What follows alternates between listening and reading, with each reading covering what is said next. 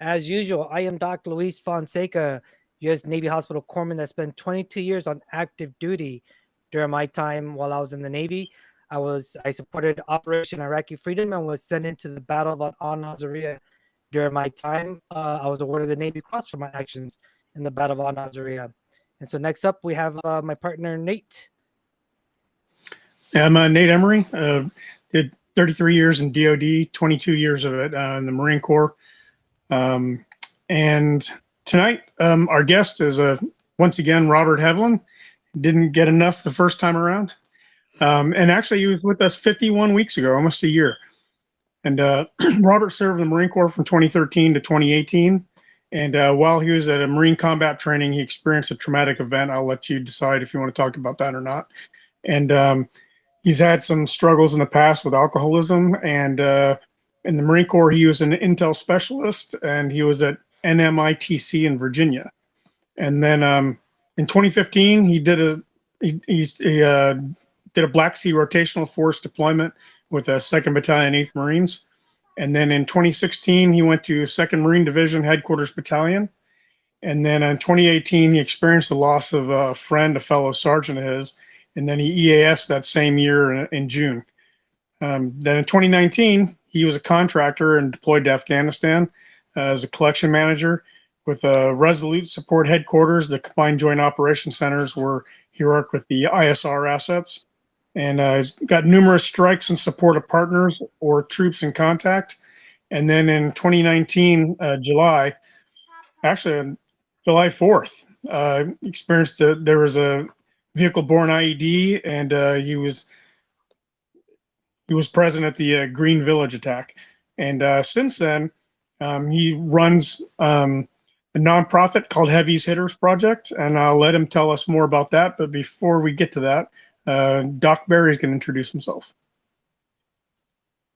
Hey, folks. I'm Andrew Barry, also known as Doc Barry. I am a psychologist and psychoanalyst, and I specialize in working with veterans and first responders battling post-traumatic stress disorder and related mental health issues.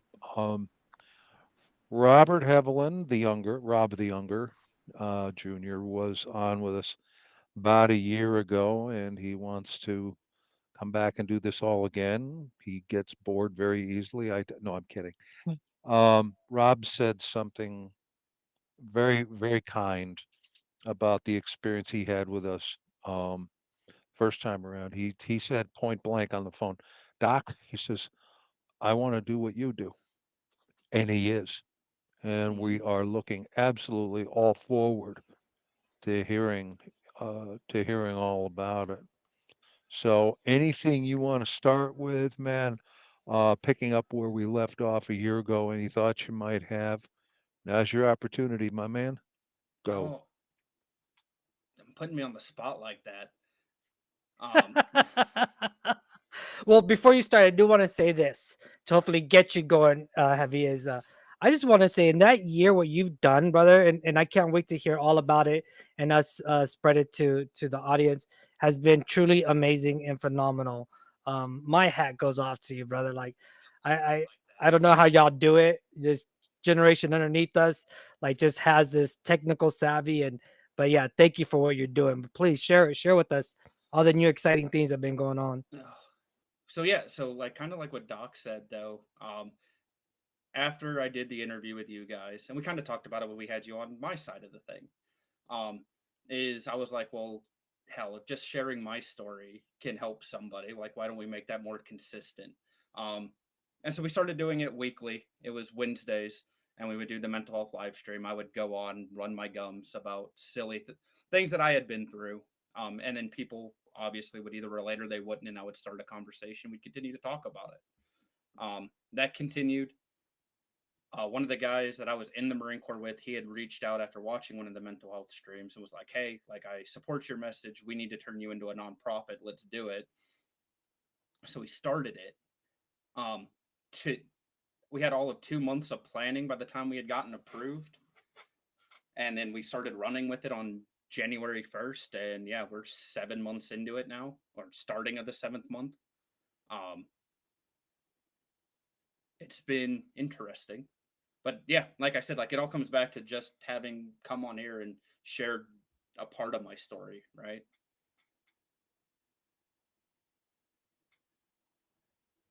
What we've found is disclosure breeds disclosure, Hmm. and you're a testament to that.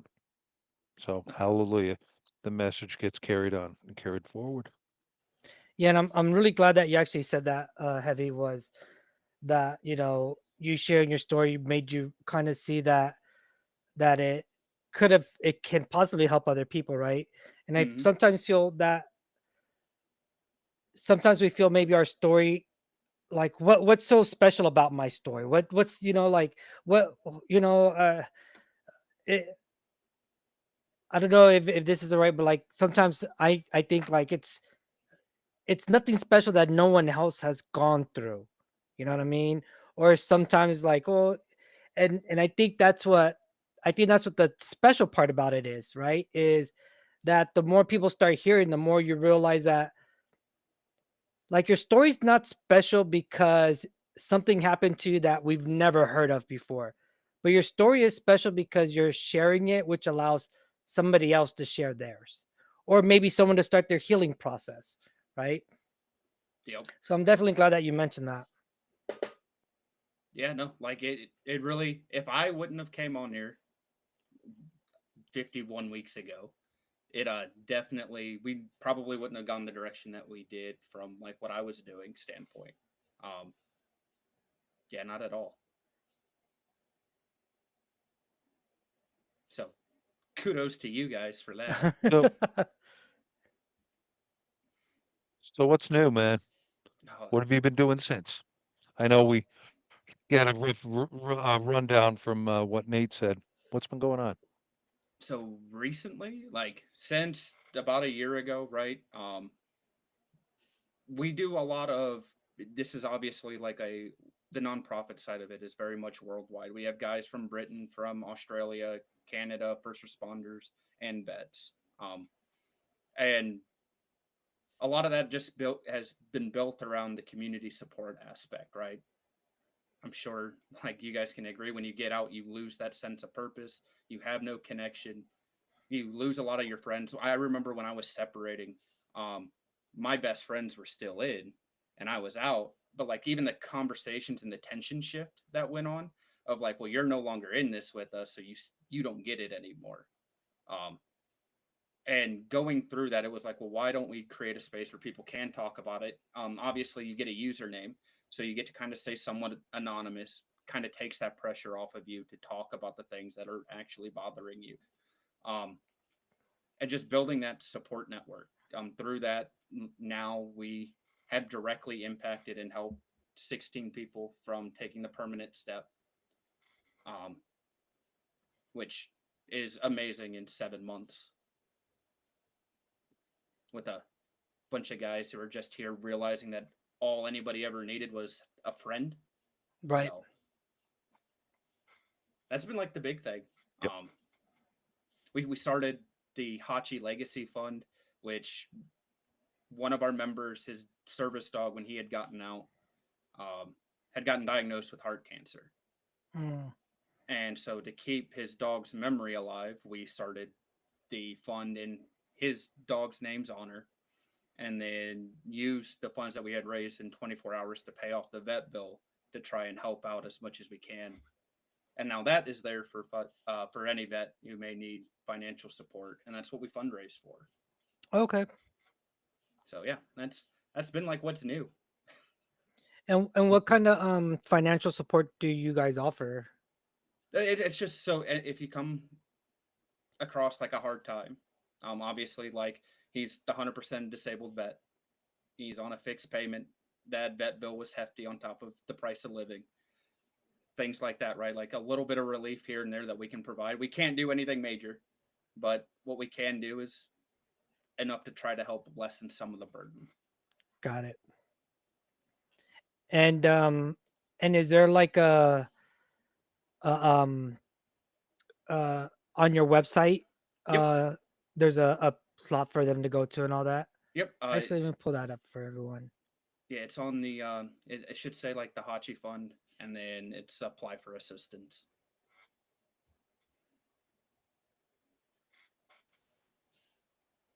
Yep. Did it pull up, you guys? All right. And then at the top there, it says Hachi Fund. Oh, okay, got it. So we got the Hachi Fund, everyone, right here. We'll link the web as well to the podcast and all that stuff. Their mission, their donate. Trust me, someone that runs a nonprofit as well too. Donations go. If you think, well, what is my $1 or my $5 going to do? Trust me, anyone that is a good steward or is trying to do right by their nonprofit can make $1 go a long way, and especially for someone that is just feeling that they are up against the wall and are trying to find a resource to help them out in that situation, can go a long way. So yeah, so they have their story, the meet your team and contact them. So please check them out.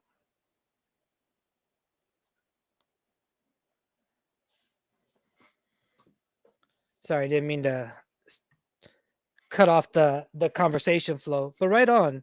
And so, how many people have y'all helped to date now, Heavy? So it, like I said, like it's been 16 that we've talked off the edge. Okay, We have over 210-ish members now within the community. We so far the only person who's applied for the assistance is the individual who had needed it at the time. So we got a little bit sitting there waiting for somebody, if that makes any sort of sense. But it's the struggles of absolutely. being a new nonprofit of 7 months old and trying to figure out what you're doing without spending years planning anything. Right. I think that's one of the like when you're going down the nonprofit route, it's like one of two ways. You either spend a year trying to figure out everything and how to try to make it run perfect, or there's some like me that just jump in the deep end and you're like, fuck it, we're either gonna make it or not. Yeah, it's either sink or swim, and we'll find out as we go. Yeah. And so yeah, so we also have Evan in our chat over here, which is Mr. Heavy's partner in crime, I guess you call it. And it's also telling us about you guys also run a Discord, correct? Yes. Yeah. Talk to us about the Discord. So yeah, the Discord is that community aspect, right? So Okay. Imagine it like more or less an online chat room. We have different tags for veteran nostalgia, barracks banter, which is just where you go in to shoot the shit. Nostalgia is obviously to share pics and stories. We have like a food channel. We have all sorts of different channels for people to sit there, talk about what's going on. We also have like ComCheck, which is, if something's going on and you're needing that support, you can sit there, drop what's going on, and get a response back from members of the community. We also have like the Gratitude Lounge, where Beth sits there and puts like a prompt up for people to remind them of things that they could be grateful for, which is really cool. Like it's nice to go back and look at the things. They give you that different lens perspective. Okay.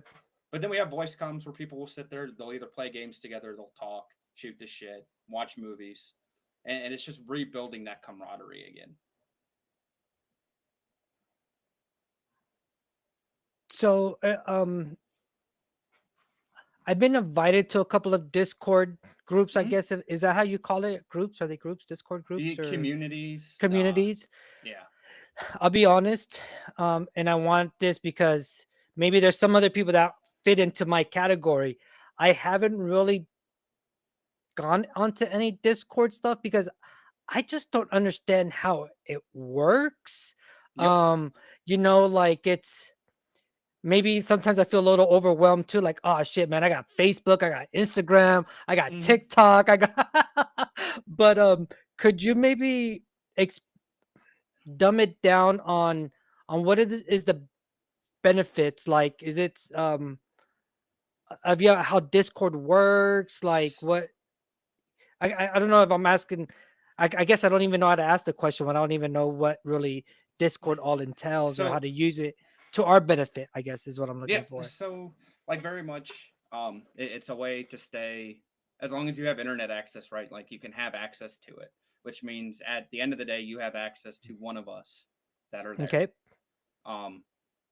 Also, my vice president is working on a dumbed down Discord for dummies, like whole video, because we understand that like it isn't easy necessarily. Right. But like that's the big thing, right? Is it's you have access to a means to communicate with people from all over the world within the matter of like seconds, at the time you create the account to the time you log in to you join, answer a couple questions, right? When we categorize, obviously, like we have vets, mil spouses, civs, active duty, vet, and then the different branches. And so like that way, you know, you can see, okay, well, these guys are Marines, these guys are Army, Navy, and start creating those relationships. Got it. Okay. What's up, Nate? Cannot hear you, sir. I hear you, Nate. Unmute.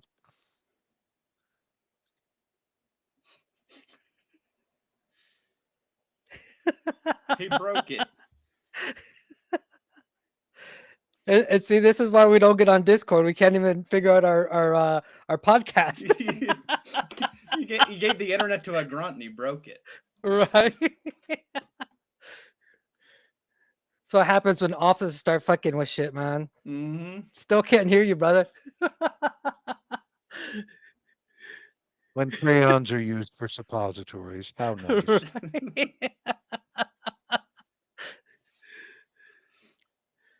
Oh, that's funny. Officers making simple shit hard since 1775. No shit.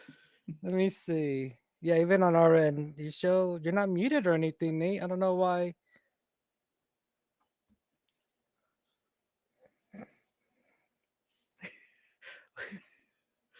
Nate's just gonna sit here for the rest of the podcast and look pretty.